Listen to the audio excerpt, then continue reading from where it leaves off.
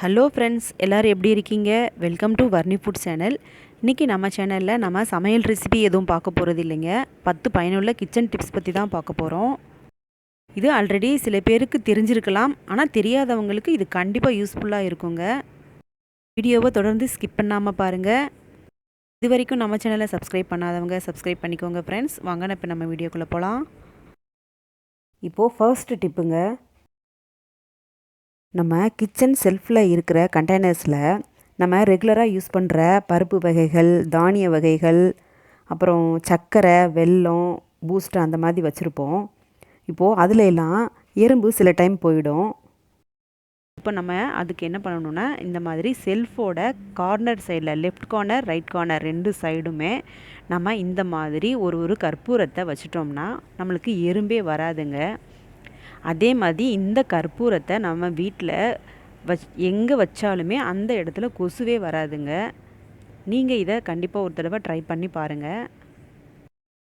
அடுத்து செகண்ட் டிப்புங்க, இப்போது நம்ம ஹாட் பாக்ஸு யூஸ் பண்ண ஹீட்டாக வச்சுருக்கிற தன்மை குறைஞ்சிரும்.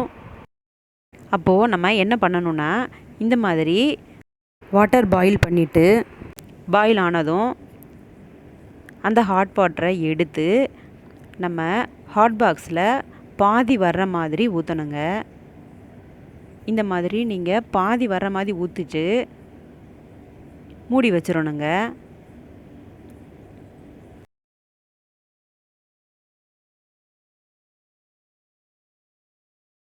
மூடி வைக்கிறது நம்ம இப்படி டைட்டாக மூடக்கூடாது, இந்த மாதிரி மேலாப்பில் தான் மூடணும். 20 நிமிஷம் கழித்து நம்ம இந்த தண்ணியை எடுத்து கீழே ஊற்றிடணுங்க. இப்போது 20 நிமிஷம் ஆயிடுச்சுங்க. நாம் இப்போ இந்த தண்ணியை கீழே ஊற்றிடலாம்.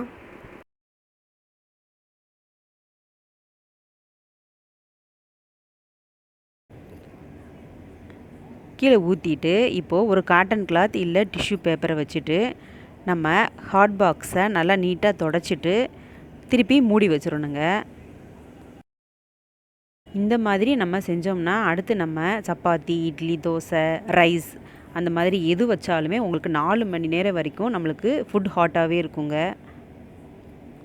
நீங்கள் ட்ரை பண்ணி பாருங்கள். இப்போது 3வது டிப்புங்க, இப்போது நம்ம நிறைய பேருக்கு வெங்காயம், வெள்ளைப்பூடு உரிக்கிறப்ப கண்ணிலேருந்து தண்ணி வரும், கண் எரியும்.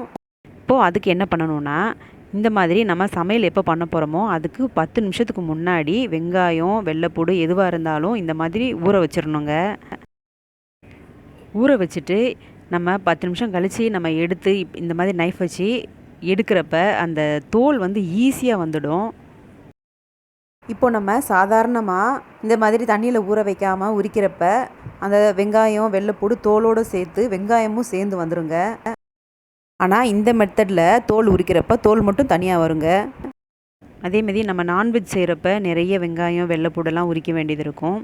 அப்போ முக்கியமாக இந்த டிப் நிறைய பேருக்கு யூஸ் ஆகுங்க. நீங்கள் இதை கண்டிப்பாக ட்ரை பண்ணி பாருங்கள். அதேமாதிரி சில பேர் என்ன செய்வாங்கன்னா, வெங்காயம், வெள்ளைப்பூடு அதெல்லாமே மொத்தமாக உரித்து ஒரு வாரத்துக்கு தேவையானதை ஃப்ரிட்ஜில் ஸ்டோர் பண்ணி வச்சுக்குவாங்க. அவங்களுக்கெல்லாம் இது ரொம்ப ரொம்ப யூஸ்ஃபுல்லாக இருக்கும்.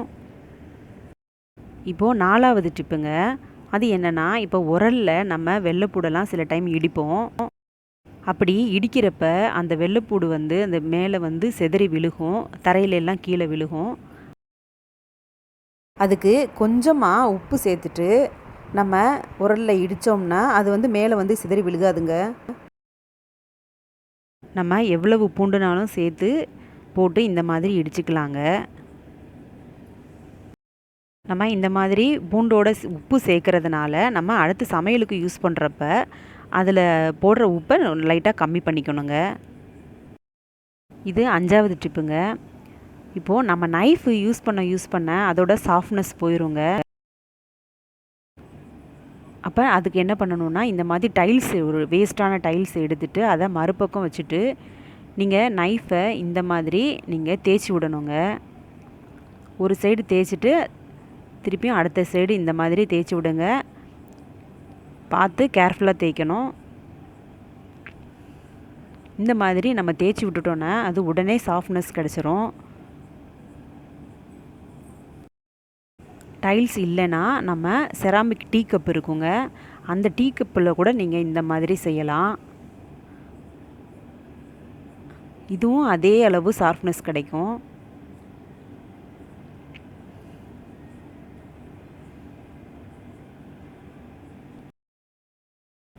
பாருங்கள், இப்போ நான் ஒரு வெங்காயத்தை கட் பண்ணி காட்டுறேன். பாருங்கள் எவ்வளோ ஈஸியாக அந்த தோல் ரிமூவ் ஆகுது அப்படின்ட்டு. நல்ல சாஃப்ட்னஸ் கிடைக்குங்க. நம்ம நைஃபுமே நம்ம தூக்கி போட்டுட்டு வேறு வாங்க வேண்டாம். இதே நைஃபை இப்படி சாஃப்ட் பண்ணிவிட்டு யூஸ் பண்ணிக்கலாம். இப்போது இது 6வது டிப்புங்க. இப்போது நம்ம மிக்ஸி ஜாரில் நம்ம அந்த பிளேடோட சாஃப்ட்னஸ் போயிடும் யூஸ் பண்ண. இப்போது அதுக்கு நான் கொஞ்சமாக கல் உப்பு சேர்த்துட்டு லைட்டாக அரைச்சிக்கலாம். அந்த மாதிரி நம்ம பண்ணுறப்ப உங்களுக்கு வந்து மிக்ஸி ஜாரோட பிளேடு வந்து சாஃப்ட்னஸ் கூடிருங்க. நான் வந்து பொதுவாக சமையலுக்கு வந்து கல் உப்பு தாங்க பயன்படுத்துவேன். அதே மாதிரி கல் உப்பை நம்ம மிக்சியில் அரைச்சி அதுதான் நான் தூள் உப்பாக யூஸ் பண்ணுவேன். இப்போ பாருங்கள், எனக்கு பிளேடும் சாஃப்ட் ஆயிடுச்சு. இப்போ தூள் உப்பும் கிடச்சிருச்சு. இந்த டிப்பை ட்ரை பண்ணி பாருங்கள். அடுத்து இது 7வது டிப்புங்க. இது என்னென்னா, நம்ம ஏதாவது ஒரு ஃபுல் பாக்கெட்டை சிசரை வச்சு கட் பண்ணிவிட்டு திருப்பி ரப்பர் பேண்ட் போட்டு வைப்போம், இல்லை அப்படியே மடக்கி வைப்போம். அப்போ வந்து உள்ள கவரில் உள்ள பொருள் வந்து வெளியில் வர்றதுக்கு சான்சஸ் இருக்குது. அதுக்கு இந்த மாதிரி நைஃபை நம்ம சூடு பண்ணிவிட்டு இந்த சூட்டோடு எடுத்து நம்ம கவரில் ஓப்பன் பண்ணி வச்ச இடத்துல நம்ம அப்படியே சீல் பண்ணோன்னா நம்மளுக்கு வந்து அந்த ஹோல் வந்து க்ளோஸ் ஆகிடுங்க.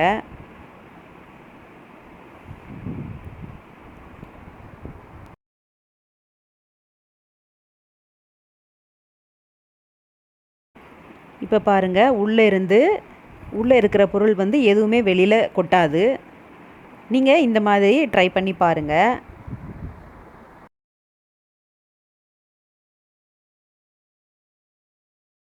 அடுத்து 8வது டிப்புங்க.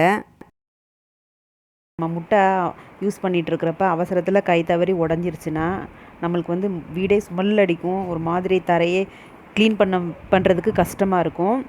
அப்போ நம்ம என்ன பண்ணணும்னா, அந்த முட்டை உடஞ்ச இடத்துல நம்ம இந்த மாதிரி கொஞ்சம் உப்பை தூவி விட்டுட்டு நம்ம கிளாத் வச்சு க்ளீன் பண்ணுறப்ப ஈஸியாக வந்துடும், ஸ்மெல்லும் அடிக்காதுங்க. 9வது டிப்புங்க. இது என்னென்னா, நம்ம தூள் உப்பு கல் உப்பு பயன்படுத்துகிற அந்த கண்டெய்னரில் பார்த்திங்கன்னா கீழே வந்து நீர் கோர்த்து ஒரு மாதிரி இருக்கும். அப்போது அதுக்கு 1/4 ஸ்பூன் அரிசியை நம்ம அந்த கண்டெய்னரில் சேர்த்துட்டு அதுக்கு மேலே நம்ம இந்த உப்பெல்லாம் போட்டு வச்சோம்னா நம்மளுக்கு நீர் கோர்க்காதுங்க, அப்படியே இருக்கும். நீங்கள் இந்த டிப்பை ட்ரை பண்ணி பாருங்கள். இப்போது இது லாஸ்ட்டு டிப்புங்க. இப்போது நம்ம மிளகாய் பொடி அரைச்சி வச்சோன்னா நிறைய நாள் வச்சுருந்தோன்னா அதில் வண்டு விழுறதுக்கு சான்சஸ் இருக்குது. அந்த மாதிரி வண்டு விழுகாமல் இருக்கணும்னா நம்ம மிளகாய் பொடிக்கு தேவையான எல்லாத்தையும் நம்ம வறுத்து வச்சுட்டு நம்ம அது கூட இந்த மாதிரி கல் உப்பை கொஞ்சம் சேர்த்து போட்டு அரைச்சி வச்சோம்னா நம்மளுக்கு வண்டே விழுகாதுங்க. ஃப்ரெண்ட்ஸ், இந்த டிப்ஸ் எல்லாமே உங்களுக்கு யூஸ்ஃபுல்லாக இருக்கும்னு நினைக்கிறேன். நீங்கள் இதை கண்டிப்பாக ட்ரை பண்ணி பாருங்கள். இந்த வீடியோ பிடிச்சிருந்துச்சுன்னா மறக்காமல் லைக் பட்டனை ப்ரெஸ் பண்ணுங்கள். உங்கள் ஃப்ரெண்ட்ஸுக்கு ஷேர் பண்ணுங்கள். கமெண்ட் செக்ஷனில் கமெண்ட் பண்ணுங்கள். வர்ணி ஃபுட் சேனல் சப்ஸ்கிரைப் பண்ணாதவங்க பண்ணிக்கோங்க. அடுத்து வேறு ஒரு வீடியோவில் பார்க்கலாம். நன்றி, வணக்கம்.